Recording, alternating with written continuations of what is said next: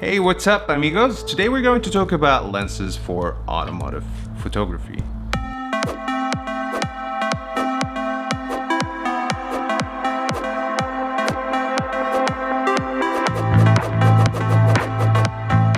And I often get asked, hey Mo, what kind of lens do you recommend? And I tend to give them the same answer every time.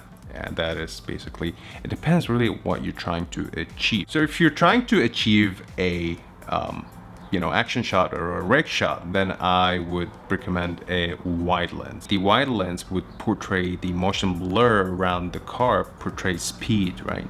With a tighter lens, you wouldn't be able to do so. However, if you're trying to get more of the detailed shots or something that is, normal car shot, then I would recommend something narrower.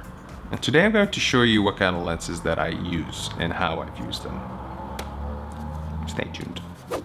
All right, so the first lens that we're going to talk about is the wide lens, which is the 17-40. I mainly use this with rig shots and action shots. Why? Because I would like to have more of the scenery around the car. When you take rig shots, the car is in focus and everything around it is in a motion blur, sort of an effect.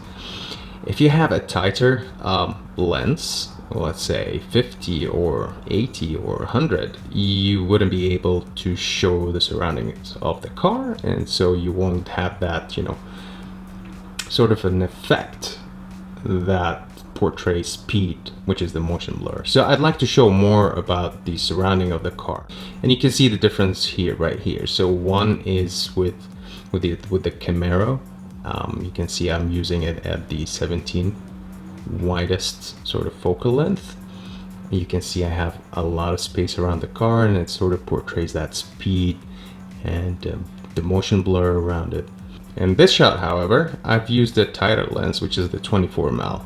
It's still not bad, don't get me wrong, there's no right or wrong, but depends again on what you're trying to achieve. It's a bit tighter, it doesn't show a lot of the surrounding. The other lens that I use like 90% of the time is this, the 24-105. I use this for almost all of my shots. If they ask me which is the one lens that I would take with me anywhere, I would definitely go for this. I would vouch for it. So I have a good range between 24-105.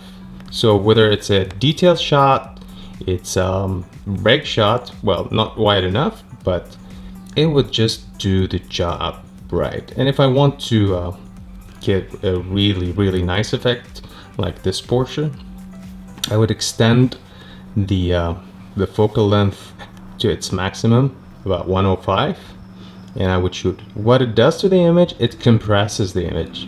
It sort of gives it that nice look. So now we're done with the 24-105. I recently bought this lens, which is 70-200, but I never got the time to actually use it. The idea behind this was actually to even compress the image furthermore. So I would literally keep a long distance between the car and I and try to compress the image even more.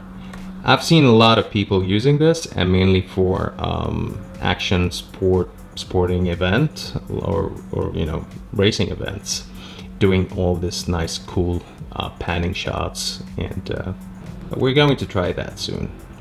All right, so that's mainly it. I'd like to note one thing, that these are full frame sensor lenses, so you will need to find its equivalence for the crop sensor. I hope that was useful. As always, I'll catch you with the next episode, amigos.